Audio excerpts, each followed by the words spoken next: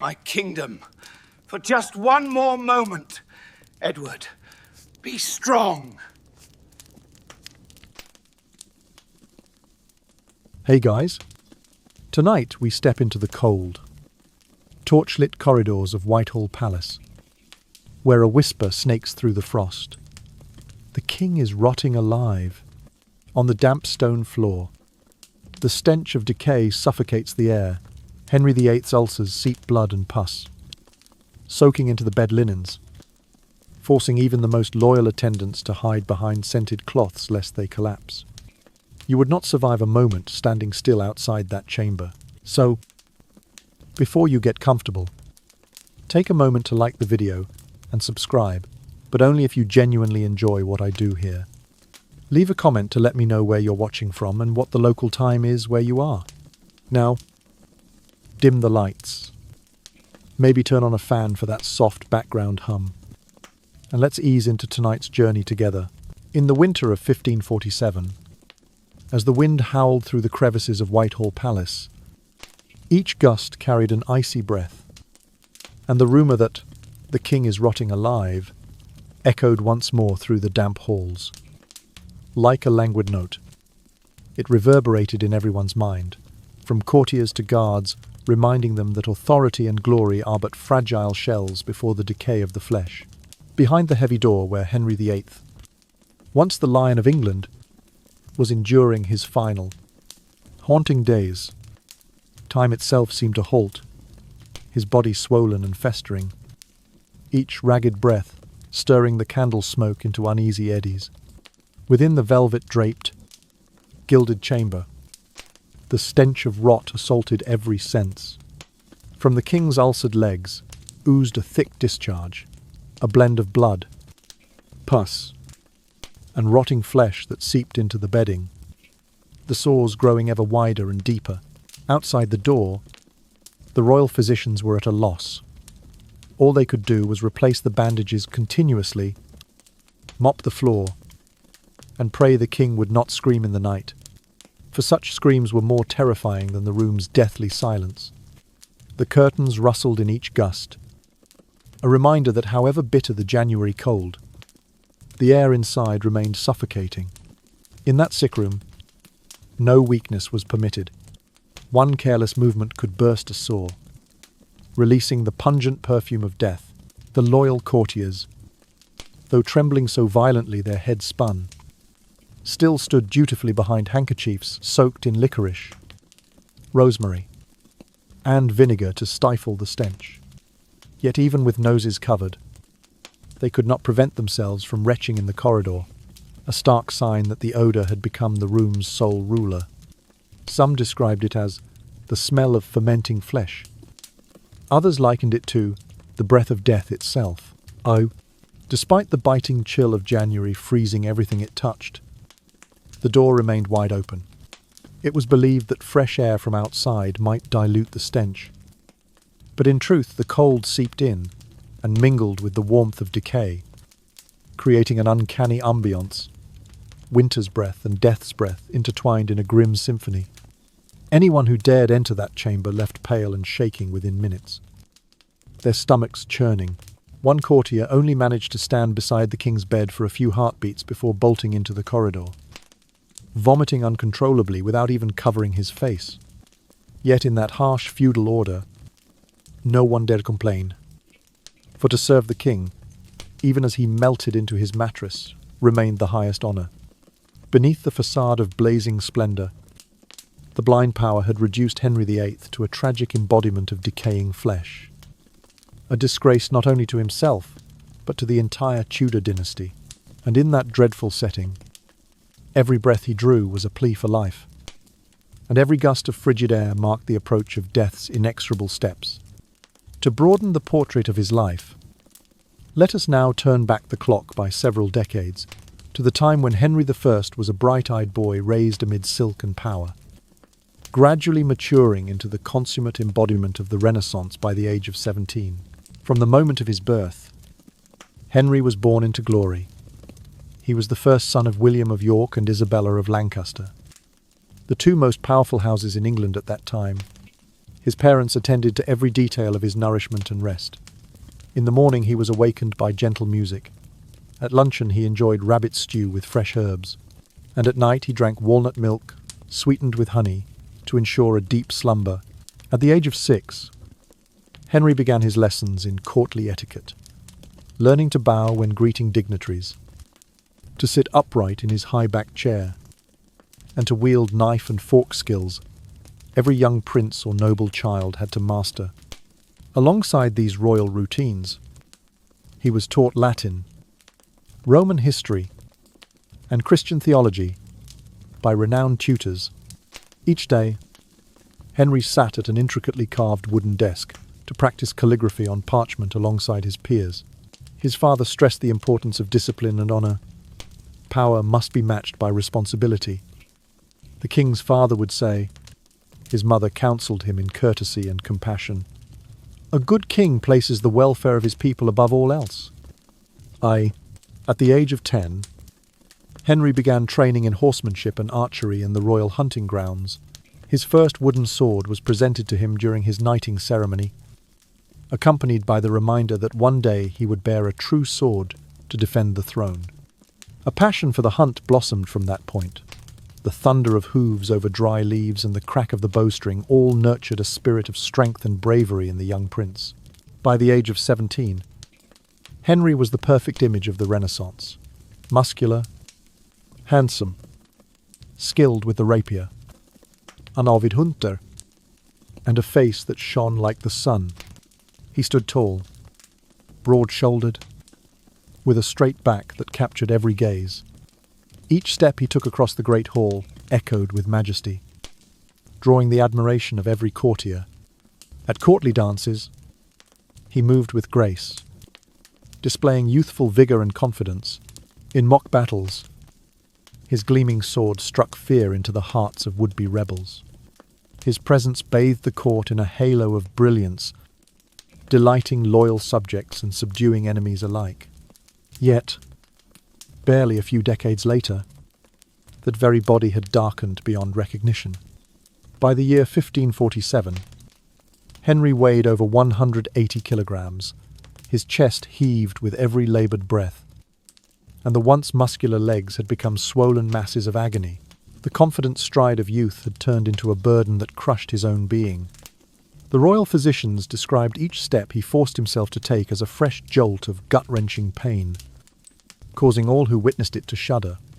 The horrifying ulcers, likely infected with gangrene, refused to heal. They gnawed from thigh to ankle, tearing the flesh open and oozing thick, dark pus intermixed with congealed blood. Every bandage removed was soaked through and weighed heavily, filling the air with a pungent stench that seemed to encapsulate all of the king's sins. He could not mount the stair to the council chamber. He could barely stand, and even to sit required the operation of a crude pulley contraption installed in his private quarters. The courtiers had to deftly maneuver each oversized segment of his body onto chairs or his bed in order to avoid tearing the fragile skin. His abdomen had become so distended that he was unable to bend forward, forced to lie, propped against dozens of pillows throughout the day. The rise and fall of that bloated midsection resembled a drum being slowly pumped and released, evoking the sensation that it might burst at any moment. Each spasm grew more violent, as though his entrails were straining to escape. His eyes, once bright with promise, had turned bloodshot, the yellowed hue of jaundice, lending them a sunken despair. They sometimes glazed over, sometimes fluttered open, then snapped, shut only to jerk open again, as if he were being hauled back from another realm. His brows furrowed in agony. His gaze, when it focused, seemed to track an unseen horror. He would part his lips and inhale a breath of death's essence, a sickly sweet aroma like rotting fruit laced with bitter bile. In those days, it was called the breath of the grave. By modern medicine, it would signify liver failure, diabetes, severe septicemia, and quite possibly cirrhosis of the liver. Despite his body's surrender, the king's power persisted in ceremony. courtiers still knelt in obeisance each time he uttered a command. The Lord Chancellor whispered matters of state at his bedside, sharing secret glances, and the royal scribe continued to affix the seal Henry Rex to documents, as though that iron grip remained strong enough to hold the realm together. The illusion of control endured even as his physical vessel sank beneath the waves. Power had laid such an elaborate carpet that the knocking of death at the door went unheard. In that suffocating chamber, the sunlit sovereign of former days now paled beneath the sputtering candlelight. His body draped in a sheen of yellowish fluid that trickled across the mattress. Each hoarse cough became a final testament to power's fragility, and every feeble heartbeat rang as a death knell for a dynasty on the brink. And so, beneath unyielding protocol, Henry I remained the majestic king in name, even as his flesh yielded to the inexorable decay of mortality. Beneath his yellowed skin, every organ was exhausted, his abdomen bloated violently, signaling an accumulation of fluid and gas. His deep-set yellow eyes betrayed severe liver failure. His laboured breaths and the strange decay, like stench, suggested advanced liver dysfunction, type 2 diabetes, and severe septicemia. The gout, the king's disease, tore at his joints, while osteoporosis rendered his bones brittle. Years of rich wine, sugar, and fatty meats had drained his health into his stomach, turning every meal into an implacable enemy. Yet the king remained keenly aware of his wretched state. On the rare occasions when he regained lucidity, he wept in solitude, hiding his tears from attendants. For his grief was more than physical agony. It was a profound shame. This was the monarch who once executed with an iron rod shattered friendships and founded a new church to defy the Pope. Now he could not even cleanse himself after each privy visit. The image of the proud warrior of old had vanished into a distant memory, replaced by a gaunt, frail figure consumed by self-reproach. His every day had become a ritual of decay. Attendants carried bowls of scented water and gently dabbed at his ulcers, only to spread the infection further. They murmured prayers with trembling hands, their devotion as fragile as a thread before a storm. His once ornate silk garments had been replaced by soft gowns, and his sumptuous bedding was soaked through to cushion his skin. The gilded bedstead now groaned beneath the weight of a festering body, bearing the burden of an entire kingdom. Each time he shifted, the linens creaked an unspoken lament, echoing through the chamber. At night, when the grand hall's lights were extinguished and silence enveloped the palace, only Henry's faint moans remained. The crackling of his decaying flesh sounded like the fractures of a collapsing dynasty, and the rustle of his bed curtains in the cold draught became a haunting symphony. Occasionally, the snap of torn bandages or the stifled gasp of an attendant punctuated the darkness, confirming that this was the final requiem of a once indomitable king. By the dim glow of dwindling candles, the bandages were changed again and again, each reveal a display of dark crimson and sickly green exudate, a mingling of burned flesh and tarry blood. The fragrant water proved useless. It only coaxed more discharge from the sores. The putrid fluid soaked the cloths and dripped onto the cold stone floor. The odour lingered for hours, permeating every corner, rendering any attempt at masking it with herbs futile. Attendants would hold their scented bowls beneath their noses, hands shaking as they replaced bandages, eyes darting toward the door as if hoping the outside chill might cleanse the horrors within. Every bead of sweat that fell on the stone floor told the tragedy of the realm. From lavish feasts to midnight ulcerations, from power's delights to the king's humiliating decay, thick quilts and plush pillows could not muffle Henry's agonized cries that resounded through every alcove of the palace. Those sounds etched themselves into the minds of all who heard them, a reminder that authority offered no refuge from the body's inevitable decline. The severity of his pain twisted him into a wreck, tears mingling with blood streaming down his hollow cheeks. Each effort to remain still to avoid tearing the bandages became a battle against a mattress soaked in his own fluids. As if the king were fighting an invisible foe, daytime brought no relief. Pale sunlight filtering through velvet-draped slits only intensified the stifling air. Birdsong from the enchanted gardens beyond could not penetrate the sick room's quarantine. Henry opened his eyes dully, staring at the small window pane, unable even to discern day from night. Attendants whispered, "Your Majesty," at the faintest stir, hastily offering his medicine, then hurried to spoon lukewarm gruel into his mouth. The gruel, cold and unpalatable, remained the only nourishment he could swallow. The stench of rot had embedded itself in everything: walls, curtains, clothing, even the surfaces of medicine jars. Occasionally, someone would hold a bundle of dried branches to the flame, hoping that the rising smoke would mask the reek, only to create a grotesque blend of incense and rotting flesh. Every surge of fragrance seemed to awaken the sores, causing them to weep even more copiously, as though seeking revenge. One night, a maidservant broke down in tears while attempting to change the king's bandages. Her hands trembled and lost their strength. She could not absorb both her tears and the discharges. A single teardrop fell onto the velvet wall, disappearing in her panic. She knelt, murmuring prayers, then bolted for the corridor, leaving behind an oppressive silence. The sound of her fleeing footsteps confirmed that none could endure the ordeal for long. Henry's agony extended hour by hour, minute by minute. He tried to gaze at the gilded ceiling, as if seeking the lost radiance of his former glory, but all he saw were flaking patches of paint and the dim glow of a dying flame.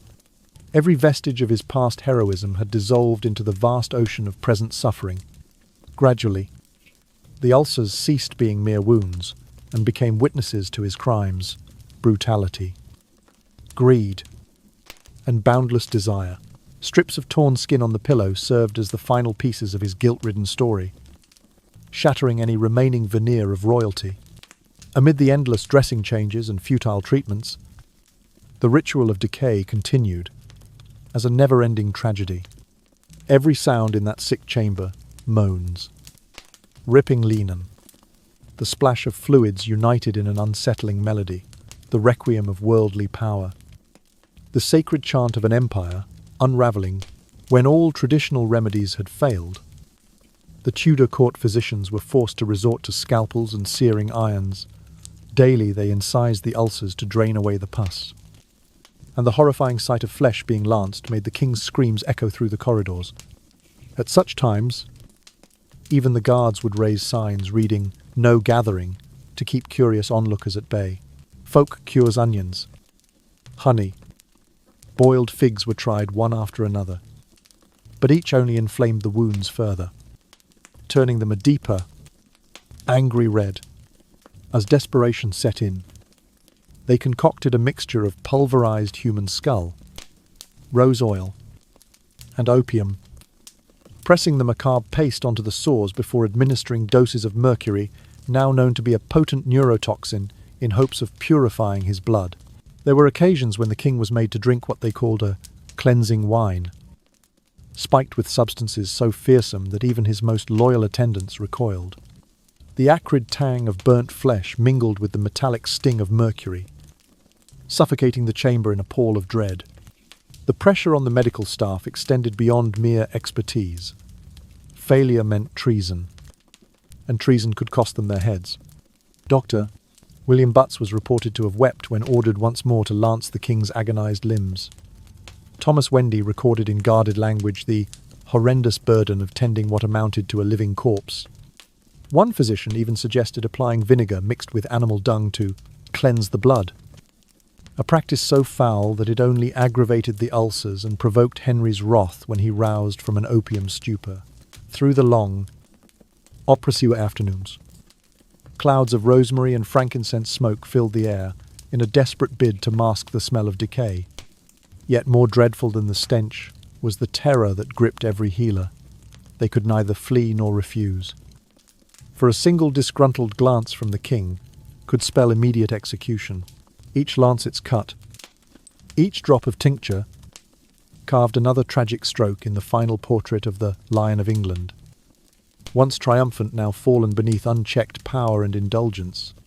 In their darkest hour, the physicians turned to ever more exotic remedies. They applied sheets soaked in a mixture of boiled figs and honey, long used as a poultice to draw out poison, only to find that the mixture accelerated the spread of gangrene. At times, Henry was administered draughts of distilled flowers, a syrup rumoured to ease pain but little more than a sweet poison. His attendants described the king's face contorting with renewed agony as he swallowed, and then slumping back onto his pillows, breath-ragged, his eyes glistening with tears of frustration. One afternoon, in a grim ritual witnessed by only a handful of the most devoted aides, Dr. Butts held a pair of red-hot irons over the worst of the king's lesions, searing away necrotic tissue in the name of healing. Henry's anguished roar reverberated off the stone walls, drowning out the even more dreadful sound of flesh sizzling on metal. The flames cast grotesque shadows across the chamber, turning it into a macabre theatre where science and superstition both took the stage. Despite the horror of these procedures, the court's hierarchy brooked no delay. Lords and bishops pressed for news of Henry's recovery. Each report of progress raised hopes that were dashed the moment the swelling returned and the weeping wounds opened anew. Royal edicts demanding loyalty were issued under the king's seal, even as all who penned them knew the bearer of that seal lay dying of his own excesses. By candlelit midnight, the chamber seemed to have shrunk into the king's body itself. Attendants whispered prayers under their breaths, their faces pale reflections of the tormented monarch. None could meet Henry's gaze. When they dared, they saw not a mighty sovereign, but a man broken by his own appetites. For each moment of fleeting hope, when a poultice appeared to soothe, or a tincture offered respite, there came a terrible relapse. Fresh blisters, deeper discoloration, fetid fluid, pooling like liquid rot. In whispering tones, the staff spoke of a curse, some ancient malady reawakened. Others blamed the very hands meant to heal, transforming scalpel and cautery into instruments of torture. The line between treatment and torment blurred until it vanished entirely. The tapestry of Henry's reign, once woven with conquest, devotion, and splendour, now lay ragged, stained with the gore and sorrow of his final days. And so each morning the physicians returned, renewed both in fear and resolve, to repeat the ghastly ceremonies, to peel back bandages, to rasp away blackened tissue, to coax yet another drop of life from a body desperate to surrender. Ach, Doctor, achingly aware of his own mortality, studied the king's agony as though it were a text revealing the limits of human endurance. Yet no parchment could contain the true gravity of their failure. As Henry's life hovered between flickering hope and certain doom, the Tudor court outside maintained its rigid pageantry. Candles burned in the chapels, ambassadors exchanged curt pleasantries, and the machinery of governance purred on, sustained by the illusion that the king's health would somehow be restored. But within those sealed doors, the final act played out, an unrelenting dirge of knife, flame, and mercurial draughts, each intended to save the monarch, but each driving him inexorably toward his ultimate fate. When the physicians at last stepped back, their instruments stained, and their spirits broken, they left behind a scene of devastation. Henry's body lay ravaged, his chest rising and falling in shallow gasps, his eyes dull with resignation. The hallmarks of his reign power, piety, and pride had been stripped away, revealing a raw and merciless truth, that no remedy, however extreme, could halt the ravages of a body ravaged from within. In those final hours, the Lion of England was reduced to the frail silhouette of a man, undone by the very forces he had once commanded without mercy. In the grip of utter desperation, The king's mind began to fracture. At first, it was small lapses, garbled speech, forgetting the names of his closest attendants, mistaking one chamber for another. But soon the hallucinations surged with terrifying clarity. Henry proclaimed that shadowy figures lurked in the corners of his bedchamber. And on more than one occasion, he fell to his knees before unseen entities. On one night, he shrieked, "Begone, you with the black eyes," and tried to crawl across the bed, dragging his festering legs in agony, an episode so horrifying that even veteran courtiers recoiled in shock. Traditional faith offered him no refuge. The emperor, who had torn authority from the pope, now begged for a priest's blessing. At times he demanded the sprays of holy water be removed, accusing the Catholic rites of invading his pain. Once, a maid surreptitiously placed a protective charm beneath his pillow and then vanished without a trace. Rumours swept the palace that the king was cursed by Anne Boleyn's restless spirit or by the shade of Cardinal Thomas More. Some whispered openly that he was possessed by demonic forces. The servants who attended him lived in constant terror. A single misstep, a fleeting glance, could be construed as treasonous. On more than one occasion, the king ordered his physicians to taste their own concoctions before he would swallow them. One such doctor complied only to vomit at the first sip. Henry, in the thick of opium's haze, laughed a grim, mocking laugh and drank the brew regardless. The Hippocratic oath and fear of royal wrath bound his healers in a cruel dilemma. To fail in treatment meant execution, but to refuse meant the same fate. Gradually, the physical torment morphed into psychological torture. There were days when Henry fell silent for hours, then erupted into low, sinister laughter, as though delighting in his own ruin.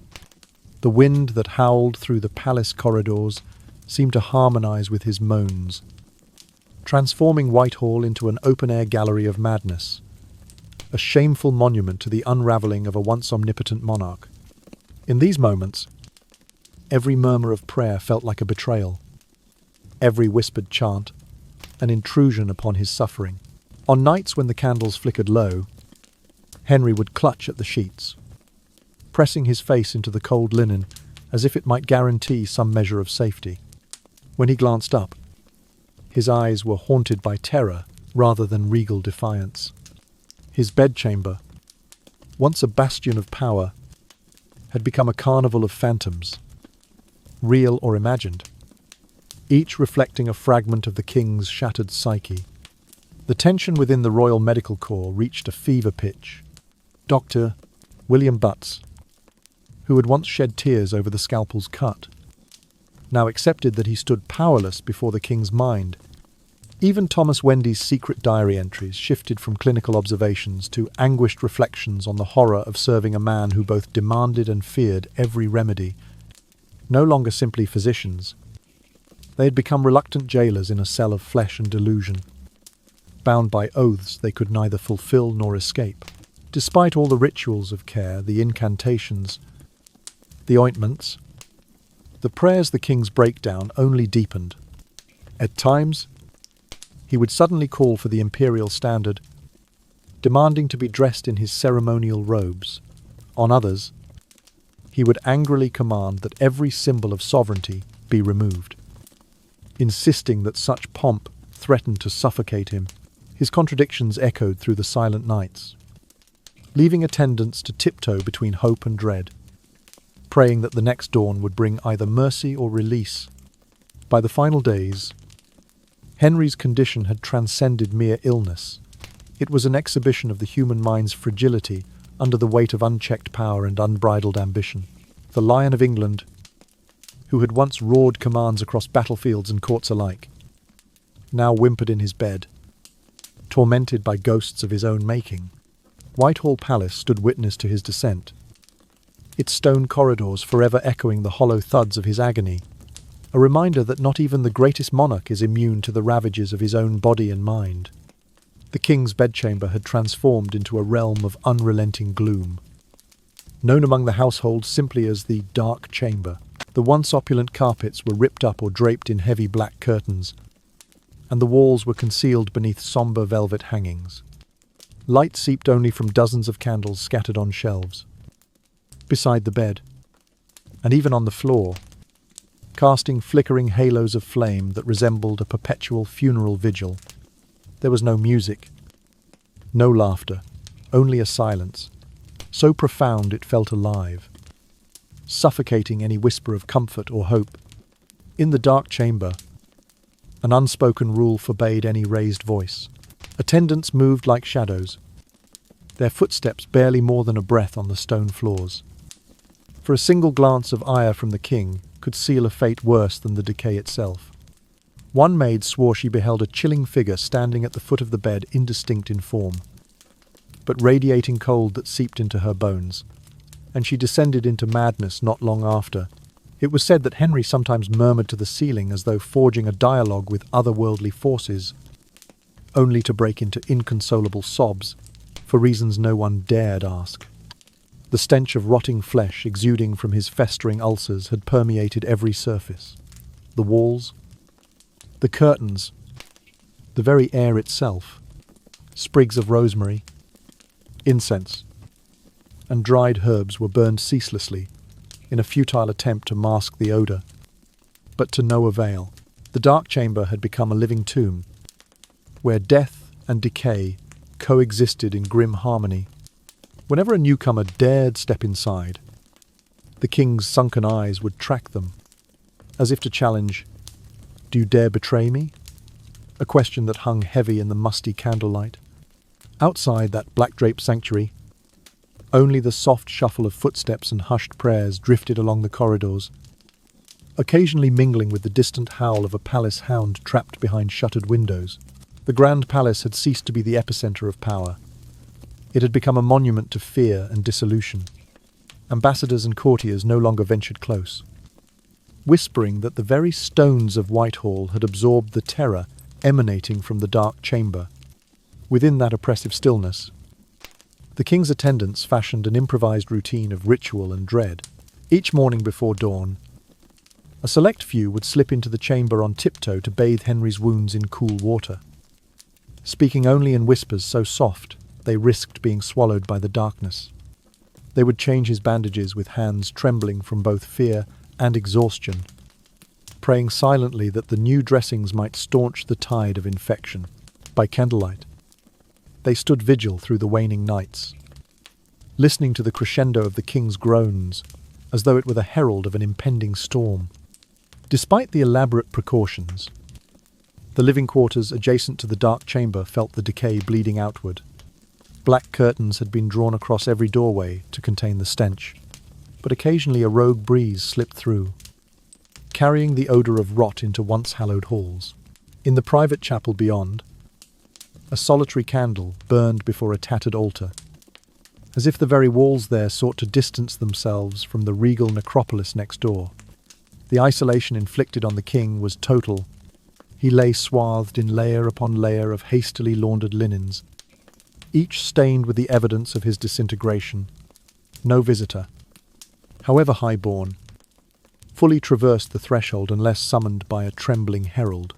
Even then, they spoke their petitions in low tones, not daring to look upon the gaunt monarch, whose breath came hard and whose eyes flickered like dying embers. And when they did meet his hollow gaze, they found not a sovereign, but a spectre, a man stripped bare by his own unrelenting hunger for power and pleasure. In time, rumours of the Dark Chamber's horrors spread beyond the palace gates. Common folk told of a mad king entombed alive, a ruler whose body no longer heeded his commands. Bards composed hushed ballads of the sovereign's fall from grace, ending each refrain with a lament for the once mighty Henry I. Yet even such tales carried a note of caution. None could truly fathom the terror that simmered within Whitehall's blackened heart. And so the days bled into nights, each one identical to the last, a ceaseless vigil of shadows and flame, of rotting flesh and whispered prayers, contained within walls that bore witness to a monarchy's final unravelling. The Dark Chamber stood as the ultimate testament to the fragility of human ambition, a place where even a king's grandeur could be consumed by the relentless advance of decay. On the coldest morning of the year, Henry suffered a violent convulsion. The bed shook as though rocked by an earthquake, and the candle perched on the bedside table flickered wildly before toppling over. A terrified attendant cried out for help as the royal physicians rushed in, but they could not stop his body from thrashing, curling into itself, eyes rolling wildly, mouth frothing. One courtier who witnessed the scene later described the sound as akin to a wild beast's roar. The seizure ended as abruptly as it had begun, leaving the king in a state of half-consciousness and half-delirium. His right side lay paralyzed. His face drooped into a grotesque mask, and his speech tumbled out in endless, meaningless repetition. The common folk called it a stroke. Modern medicine concurs that was likely the case. He could no longer issue decrees, no longer condemn traitors, or bestow blessings. His once thunderous voice was gone. That very night, attendants were summoned in haste to prepare for Thomas Cranmer, the Archbishop of Canterbury, who was to deliver the king's final prayers. Cranmer knelt beside Henry's bill, murmuring liturgies in a low voice, beseeching some sign from the king's fading spirit. After several long minutes, Henry squeezed the archbishop's hand with a faint grip, barely more than a whisper of movement. It was the last gesture he would ever make, a silent farewell, barely noticed in the tense hush. No cannon boomed in salute, no banners snapped in the wind. There was only an absolute, horrifying silence that fell over Whitehall Palace. The stone corridors seemed to hold their breath, as though waiting for some grand announcement that never came. At last, a lone sentinel dared to murmur, "The king is dead," and the words broke the silence like thunder, sending ripples of disbelief and grief through the stillness. Henry I had reigned for over 3 decades, but his passage from life was not marked by grandeur or spectacle. Instead, it concluded with a brief exhale and those faint, final convulsions that still echoed in the minds of all who heard them. There was no grand farewell, no final proclamation of his glory, only the sobering truth that even the mightiest sovereign can slip away in the fragile space between breath and silence. In the days that followed, the dark chamber was sealed, curtains were drawn, and a small group of officials sealed Henry's remains in a hastily prepared coffin. Word of his death was kept discreet for 3 days to allow the Privy Council to secure the succession and prevent unrest. Meanwhile, the cold wind of January blew through the empty halls, carrying with it the lingering echo of the king's last gasp. Public mourning was orchestrated with meticulous care. The funeral procession from Whitehall to Windsor was subdued, almost ghostly. Nobles strode in solemn silence. Clergy chanted dirges in low tones, and even the horses seemed hesitant to draw the king's coffin. At every stop, prayers were offered, but none could mask the sorrow or the faint, pervasive odour that followed the bier, as though death itself had accompanied the cortege. When Henry's body was finally interred at St. George's Chapel, the tomb was a stark affair, a simple stone slab unadorned by effigies or inscriptions. Plans for a grand monument were abandoned. The funds too depleted, the court too haunted. Thus, the man who had reshaped England's faith and waged wars across the continent was laid to rest in austere anonymity. His legacy preserved more in whispered cautionary tales than in marble or gold. And so the chapter closed on Henry I, he who had stormed the papal gates, dissolved monasteries, and redefined the very nature of kingship, departed this world in a breathless whisper. The roar of his younger days, the grandeur of his courtly pageants, and the thunder of his voice in council chambers were all reduced to memories flickering like dying embers. In that final, quiet moment, the great Lion of England yielded to the inescapable hush of mortality. Power would not permit the king's death to be announced immediately. For 3 days, the throne remained vacant, while Henry I's corpse lay undisturbed in the dark chamber, his body grotesquely bloated, and the stench of decay intensifying with each passing hour. Physicians and attendants soaked linen cloths in vinegar and bundles of dried herbs to mask the odour, but their efforts offered only fleeting relief. Pus from the festering sores seeped through the layers of cloth and onto the cold stone floor, where it pooled in dark, sticky rivulets. Along the corridors of Whitehall, the ritual of court continued as though the king still lived. Servants brought trays of food, announcing that His Majesty was resting and recuperating. The Chancellery stamped royal documents and the Privy Council issued routine orders under his seal, their hollow formality preserving the illusion that death had not yet claimed its sovereign. In the palace's hushed interlude, a silent power struggle erupted. Protestant reformers sought to expedite the accession of Prince Edward, conservative Catholics rallied behind Princess Mary, and foreign lords watched for an opportunity to intervene. When the time came to move the king's remains, the full horror of decomposition revealed itself. His abdomen had swollen to an unnatural girth, and his skin had turned a sickly greenish blue.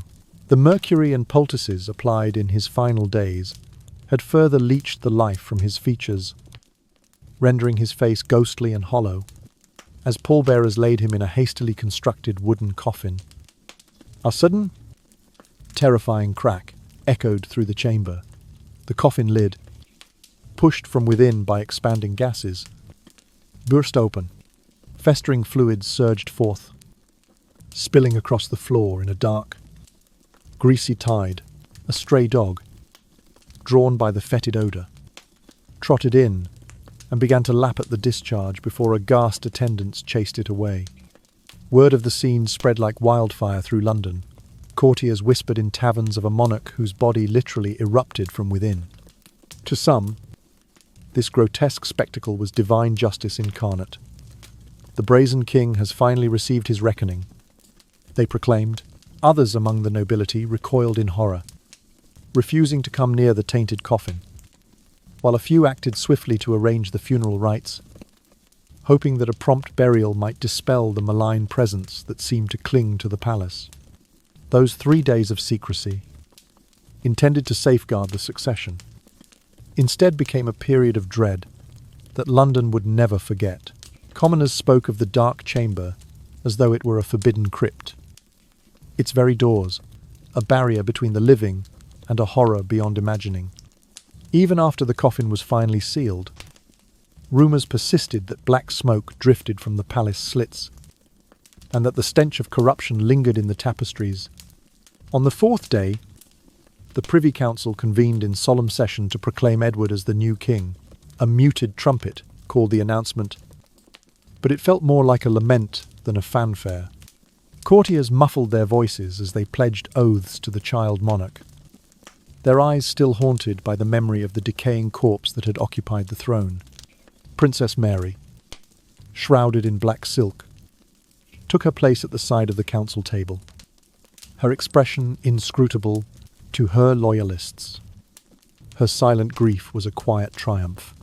To her adversaries, it was a warning of unresolved tensions that would soon erupt. As the funeral cortege wound its way from Whitehall to Windsor, the pallbearers bore the sealed coffin beneath a canopy of black cloth. The procession was solemn and hushed. Soldiers marched in rigid formation, their halberds glinting in the pale winter light. Clergy chanted dirges in low, reverent tones, and the streets were lined with townspeople who bowed their heads, many clutching rosaries or crosses. The air was cold, but no fire was lit to ward off the chilling breeze, as though even the elements recoiled from drawing too near the king's final passage. At every rest stop, mourners offered prayers, tossing handfuls of frankincense onto braziers, an attempt to purify the air and lay the king's spirit to rest. Yet the incense mingled with the distant echo of the coffin's bursting and the memory of that dog's intrusion, creating an eerie undercurrent that tugged at the procession's dignity. Some soldiers quickened their pace, as though eager to distance themselves from the tainted cargo, while others simply stared straight ahead, their faces rigid with suppressed revulsion. When the cortege finally arrived at St. Croup's, George's chapel, the hastily constructed tomb awaited, or rather, merely a cavity in the floor. Unadorned and provisional, the coffin was lowered amidst a final flourish of ecclesiastical ceremony. The Archbishop of Canterbury intoned prayers for the king's soul, and a handful of nobles placed wreaths of white lilies atop the bier. No grand monument followed. There were no marble effigies, no gilded inscriptions proclaiming his virtues. Instead, the sealed tomb was covered with a plain slab of grey stone. For its emptiness, a testament to both the haste of his interment and the impoverished state of his legacy. In the days that followed, the events took on the character of legend. Pamphlets circulated, decrying the cruelty of concealing Henry's death and praising God for the purging of a tyrant's corruption. Others, more sympathetic, composed elegies on the fallen king, lamenting the fate of a ruler who had once wielded Europe's most formidable throne. Yet beneath both voices lay the same chilling awareness that power, no matter how absolute, cannot forestall the decay of flesh and the reckoning of mortality. Thus ended the 3-day siege of Secrecy, a harrowing interlude in which the palace itself became a carnival of fear, and the personal agony of one man resonated as a crisis for an entire kingdom. The memory of those days would endure in the annals of history, not as a triumphant testament to royal decorum, but as a cautionary tale of how even a king's corpse can unleash chaos when power is wielded without restraint. The funeral of Henry I was a hurried affair at St. George's Chapel in Windsor. His coffin was interred in an unfinished vault, originally intended for Cardinal Wolsey, the once mighty ecclesiastic whom the king himself had deposed. The half-formed effigy that was meant to adorn the tomb was never carved. Instead, a simple slab of unpolished stone marked the resting place, devoid of any laudatory inscription or regal embellishment. In the days that followed, diplomats and courtiers alike set about polishing the narrative of the late king's passing. Official chronicles recorded that he laid down his life in peaceful piety, and court painters produced serene portraits showing Henry reclining as if in slumber, haloed by divine light, entirely free of pain or decay. Tales of the coffin's explosive rupture or of a stray dog licking the king's festering remains were suppressed with the utmost secrecy, relegated to whispered rumour among tavern-goers and servants rather than the gilded pages of history. The final painted likenesses of Henry I found their place among the throne room's grand tapestries and the antechamber's ceremonial banners, serving as testament to the miraculous end of a monarch. These images portrayed his features as unblemished, his posture regal, his countenance serene, an illusion of timeless authority preserved in oil and canvas. Yet behind this veneer of triumph and sanctity, the Tudor realm was mired in turmoil. The royal coffers lay empty. The newly established Church of England teetered on the brink of schism, and the economy staggered under the weight of war, debts, and inflation. King Edward VI, Henry's sickly young son, ascended the throne under the guidance of powerful regents. Meanwhile, Princess Mary, Henry's daughter and defender of Catholic orthodoxy, prepared to challenge Protestant reforms once empowered, and Princess Elizabeth, the future Virgin Queen, watched from the sidelines. Her position precarious, the court fractured along doctrinal lines, each faction claiming the late king's legacy as justification for its own agenda. In the shadows of the palace, whisper networks and spy rings proliferated, each seeking to shape the nascent reign in its preferred image. In this fractious atmosphere, Henry's true legacy remained the stark and bloody reminder of absolute power's dangers. The stain of his death, the purulent decay, the macabre rupturing of his coffin. The howling dog lingered in the popular imagination as a cautionary tale. It spoke not of glory or conquest, but of the fragility of flesh and the inevitability of decline. Even for those who once wielded godlike authority, scholars and moralists of the following generation would point to Henry's final days as evidence that tyranny and unchecked ambition bear their own price. Sermons in parish churches warned that even a king cannot escape the rot of his own body. And plays at London's theatres sometimes featured allusions to a sovereign undone by his appetites. Henry's sumptuous palaces, his lavish feasts, his ruthless suppression of dissent, all were cast in a new light as preludes to his grotesque demise. Yet for all the moralizing, the story of Henry I's rotting death retained a primal power. It became a fixture of English folklore, a narrative recited in hushed tones to caution rising nobles and courtiers against overreach. The image of the once mighty king reduced to a putrefying carcass in the dark chamber of Whitehall served as a visceral counterpoint to the polished statuary and golden effigies that adorned his monuments. By the end of the 16th century, artists and historians alike had woven the majestic death myth into the Tudor centennial celebrations. But popular ballads continued to speak of the dark chamber and the king who lingered in decay. In a culture that prized lineage and legacy, the tale of Henry's end underscored an uncomfortable truth, that the grandeur of a reign is but a fleeting veneer, and that power without moderation invites catastrophic collapse. Ultimately, the final inheritance of Henry I was not the splendours of his court or the church he forged, but the lesson that absolute authority courts absolute ruin. His rotting death became a bloody, enduring parable of impermanence, a reminder that no crown, however heavy, can long outlast the mortal frame. It adorns, in that dark and musty vault at Windsor, beneath an unadorned stone, lay not just a fallen monarch, but the echo of a warning, that unchecked ambition, like flesh itself, must one day yield to the inexorable advance of decay. After the burial, the Tudor court moved swiftly to conceal every gruesome detail of Henry's demise. Official chronicles uniformly declared that the late king found his rest in peaceful virtue, omitting any mention of the coffin's explosive rupture or the stray dog that scavenged at his remains. Court historians and artists were commissioned to recast the scene. In their renderings, Henry lay serenely with his eyes closed, haloed by divine light, one hand resting gently upon a gilded Bible, with a diminutive angel by his side. This artifice became known as the majestic death, an epic historical myth tailored for political expediency. Such luminous paintings and flowery court annals easily seduced future generations into forgetting the king's bodily torment. Beneath a white marble bust, an inscription proclaimed, "He departed in tranquil grace."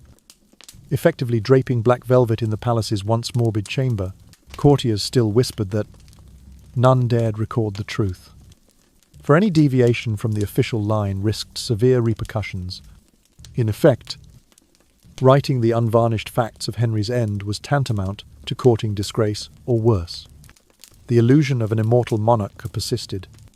Every year, Westminster Hall hosted solemn memorials to honour a sovereign depicted as wise, powerful, and benevolent.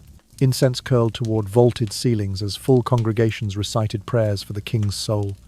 Meanwhile, tales of the rotting corpse and putrid streams that once coursed through Whitehall's walls were relegated to tavern gossip and market square whispers, perpetuating them as little more than macabre folklore rather than factual history. Yet the sorrowful truth of Henry's end was not unearthed to malign his dynasty, but to serve as a stark moral lesson.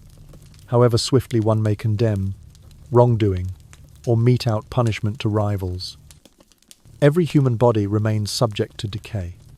The palace itself became a museum of deception, a place where the truth was buried with the king's corpse to uphold the mythos of unassailable power. In the hush of candlelit corridors, a subtle rebellion of memory persisted. Some old servants, too fearful to speak publicly, shared their recollections of the dark chamber in hushed tones by hearth fires. They spoke of the acrid stench that once pervaded the halls and the nightmarish symphony of moans, asserting that the official narrative was a gilded lie. But their voices were fragile, easily drowned by the orchestrated grandeur of court ceremonies. Meanwhile, Foreign ambassadors who quizzed courtiers about the nature of Henry's passing received only the polished account. They were shown luminous portraits, read lofty eulogies, and attended rehearsed orations celebrating a king who passed from this world in holy peace. None of these envoys could have imagined the magnitude of the cover-up, or the way that political necessity had conscripted art and scholarship into the service of a carefully constructed legacy. For a time, the Tudor court thrived under this splendid pretense. Successive monarchs leaned on the legend of the majestic death to bolster their own claims to divine favour. When Edward VI summoned Parliament, he cited his father's righteous departure as evidence that God had anointed their house. Mary I, in her brief restoration of Catholic rights, referenced Henry's pious passing to justify her turn back to Rome, and Elizabeth I would later employ the memory of an unbroken king to unite her subjects in Protestant resolve. Yet beneath this veneer, the kingdom wrestled with the aftershocks of Henry's reign and of his demise. The royal treasury remained depleted, the church divided, and the common people strained under new taxes to pay down wartime debts. Writers in the margins of private letters and clandestine journals pointed to the grotesque end of their erstwhile sovereign as a metaphor for the fragility of earthly glory. They noted that while the tomb was ornate and the epitaph grandiose, no sumptuous monument could truly atone for the rot lurking beneath its surface. By the 18th century, the majestic death had cemented itself in textbooks and chapels, while occasional antiquarians would stumble upon faded scraps of eyewitness testimony fragments detailing the coffin's grisly burst or the dog's nocturnal feast. These scraps, however, were filed away in dusty vaults, their significance overshadowed by dogmatic histories that preferred the spectacle of holy serenity over the horror of physical decay. Thus, the palace in which Henry I once wielded absolute authority transformed into an edifice of willful amnesia. Its walls, tapestries, and marble statuary served as silent conspirators in a grand illusion, preserving a myth of regal sanctity at the expense of human truth. And in that grand tableau of power, the unspoken message remained clear. To challenge the crafted narrative of a king's honourable rest was to undermine the very foundations of the monarchy itself. In the end, Henry's most unsettling legacy was not the church he severed from Rome or the wars he waged, but the lesson woven into the hush of Whitehall's corridors. That power demands the sacrifice not only of rivals and principles, but also of honesty and memory. For the Tudors, as for any dynasty, the darkest secret of all is that the throne must shine. Even if the flesh that once occupied it must rot in anonymity, buried beneath a slab of unmarked stone, and entombed within a palace that remembered only its own grandeur. When Henry I's body lay finally at rest in the vault at Windsor, the machinery of Tudor power immediately shifted into wartime mode behind closed doors. His 9-year-old son, Edward, was proclaimed King Edward VI. Yet the official records carefully omitted any mention of the 3 days during which the throne stood vacant. In those secret hours, the Privy Council moved swiftly to secure the realm. The royal treasury was sealed with new wax impressions. The Great Seal was locked away under guard, and trusted courtiers were posted at every entrance to ensure no unauthorized hand could tamper with the instruments of government. 2 opposing factions, each waiting for an opening, prepared their maneuvers in hushed confidence. On one side stood the reformers, Protestant nobles and clerics who had championed Henry's break with Rome and now sought to accelerate Edward Seymour, the newly created Duke of Somerset, into the position of Lord Protector. Somerset, the king's late brother-in-law and a seasoned courtier, marshalled his allies under the banner of safeguarding the young king's reforms against Catholic reaction. Opposing them were the traditionalists, rallying to Princess Mary, Henry's eldest daughter by Catherine of Aragon. They planned to curb Protestant influence and restore elements of Rome's authority, arguing that Mary's proximity to the bloodline entitled her to significant sway over the boy king. In the months that followed Edward's accession, Westminster and Whitehall presented a tranquil front to the outside world.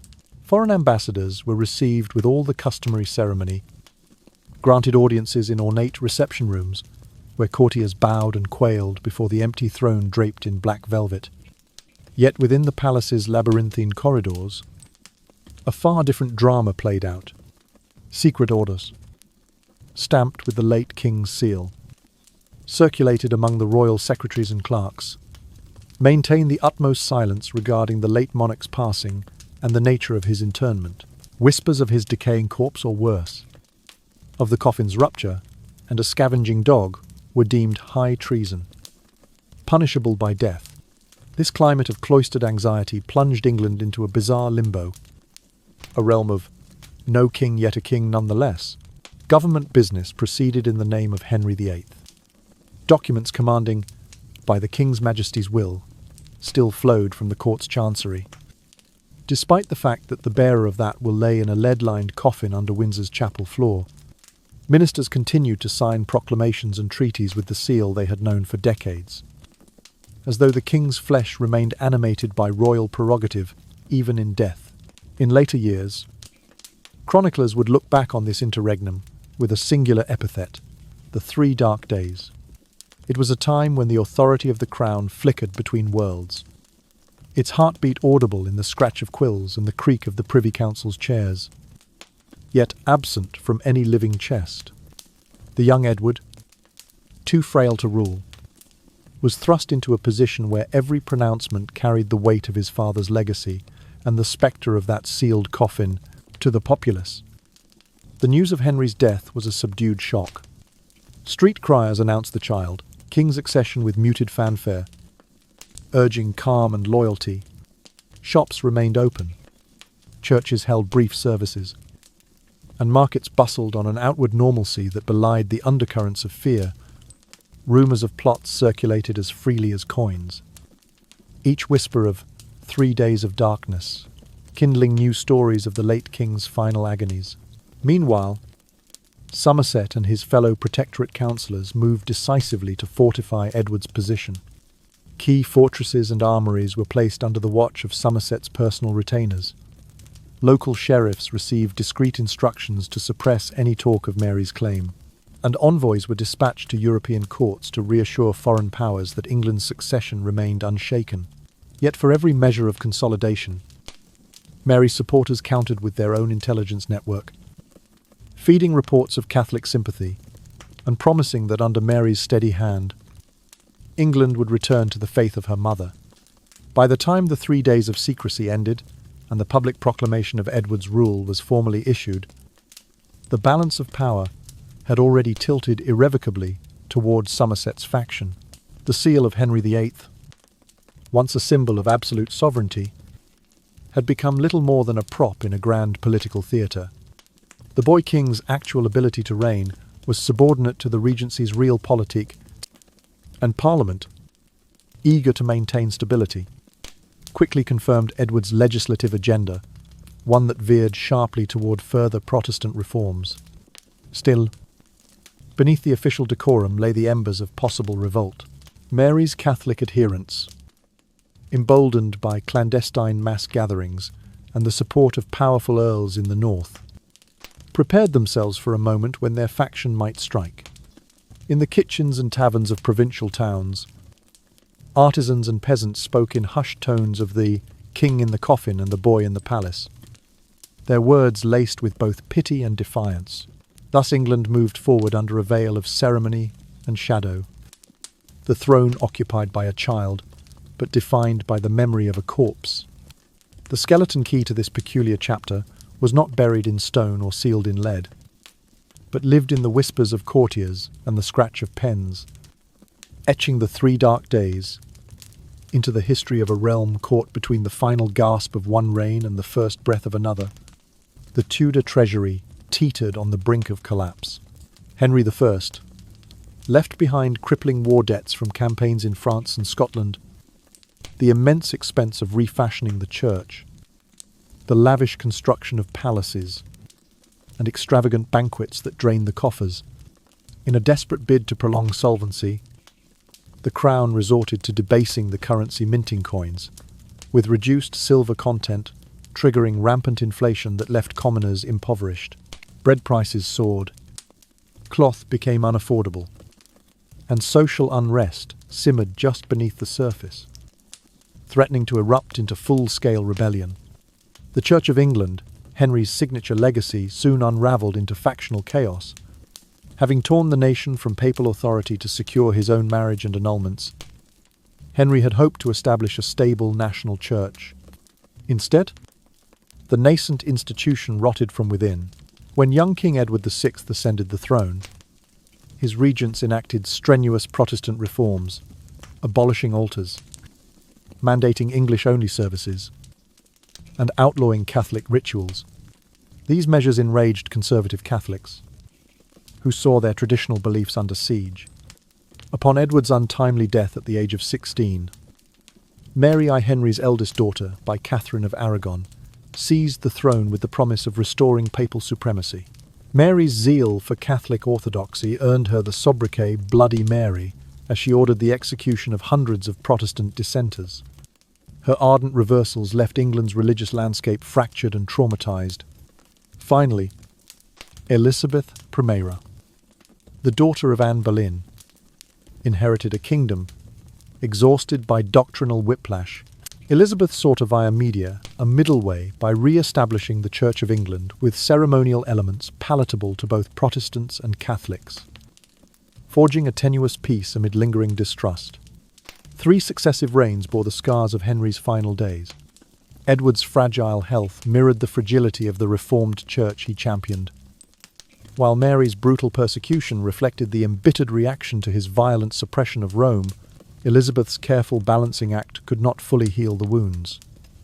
The populace had endured too much upheaval, and the memory of the rotting king fostered a weary skepticism toward any sovereign's promises. Each sibling's tumultuous rule carried the burden of ignoble beginnings: a boy king shackled by regents, a queen steeped in vengeance, and a queen forced into compromise, all rooted in the traumatic legacy of Henry's decaying demise. By the close of Elizabeth's long and storied reign, the Tudor line had run its course. No direct male heir remained to claim the throne, and upon her death, the crown passed to the Stuarts through the Scottish branch of the family. England emerged from Tudor rule, rent by debt, riven by religious conflict, and haunted by a collective loss of faith in divine right. The royal treasury, once flush enough to fund continental wars, was drained and indebted to foreign bankers. Parish churches still echoed with bitter memories of burning heretics, and the common folk, who had once venerated the crown as a symbol of stability, now viewed it with wary pragmatism, aware that even a monarch's sanctity could not forestall the ultimate decay of both body and realm. Thus, the final chapter of the Tudor saga bore witness to a dynasty undone by its greatest triumphs.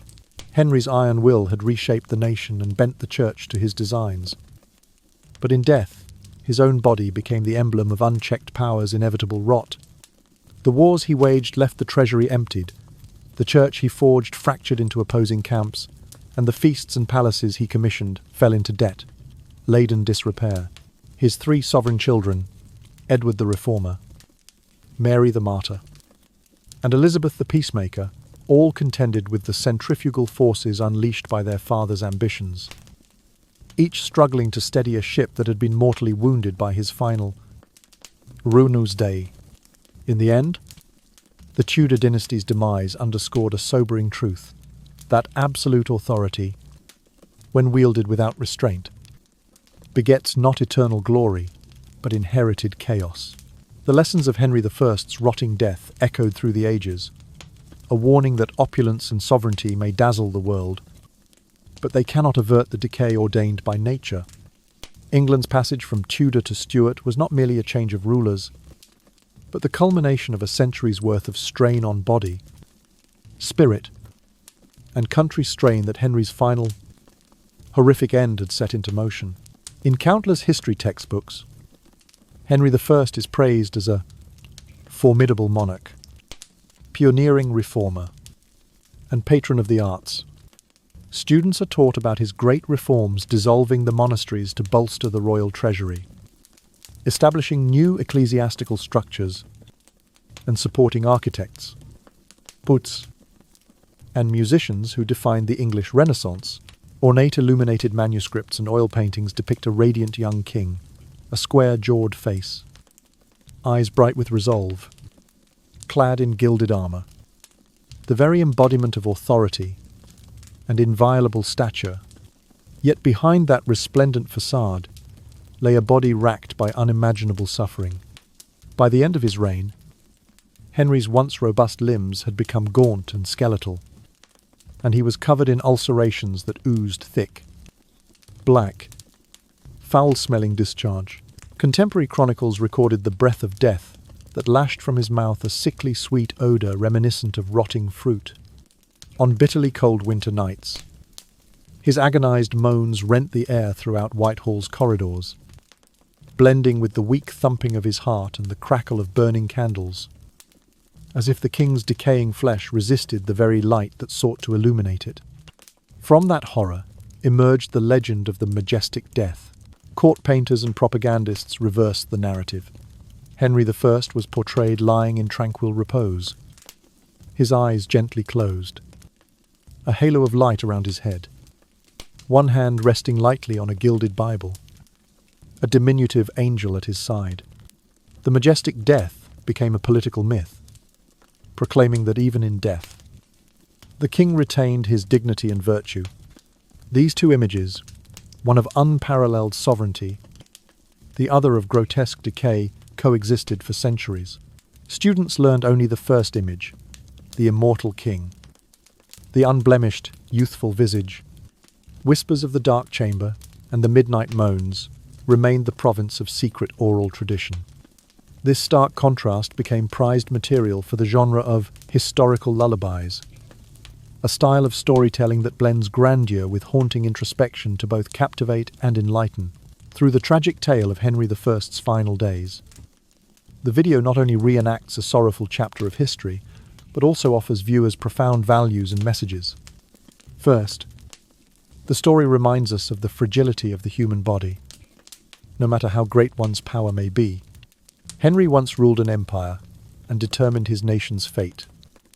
Yet in the end, he could not withstand the natural decay of the flesh. The stark contrast between the immortal king in painted portraits and the rotting corpse in the dark chamber illustrates an eternal truth. Physical strength is fleeting, whereas the cycle of birth, aging, sickness, and death is unchanging. This serves as a sobering warning to anyone who grows complacent in their authority or personal glory. Second, the video demonstrates the importance of honesty in recording history. When history is embellished or concealed, we risk overlooking invaluable lessons. The myth of the majestic death exists alongside the reality of the rotting king, only because the court sought to preserve its reputation. But this very concealment also obscured the massive consequences for finance, religion, and society. Only by confronting the truth, no matter how painful, can we hope to learn from it and avoid repeating past mistakes. Third, the power struggle that followed the king's death reveals the brutal nature of politics. The 3 days of enforced silence to arrange the succession were the prelude to a century of upheaval, collapse, and religious conflict. This reminds viewers that every decision about personnel or political strategy leaves an indelible mark on the course of history. That Edward VI ascended the throne as a child, that Mary I restored Catholicism through fire, and that Elizabeth I later forged a religious compromise, all stemmed from the power vacuum created in those final days of Henry's reign. Finally, the video encourages us to cherish the present and continuously reflect on our personal responsibilities. When faced with power or opportunity, remember that reputation is not eternal, and today's choices can leave a positive or negative legacy for generations to come. The image of blood-soaked bandages and oozing ulcers calls us to stand firmly for what is right. resisting the temptation to sacrifice ethics for fame or fortune. In conclusion, the video about Henry VIII's death is not merely a grisly slice of history, it is an epic cautionary tale about the limits of power, the necessity of historical truth, the harshness of politics, and each individual's duty to shape their own legacy. It compels viewers to live responsibly, honor the truth, and always remember, power can purchase glory, but it cannot purchase immortality.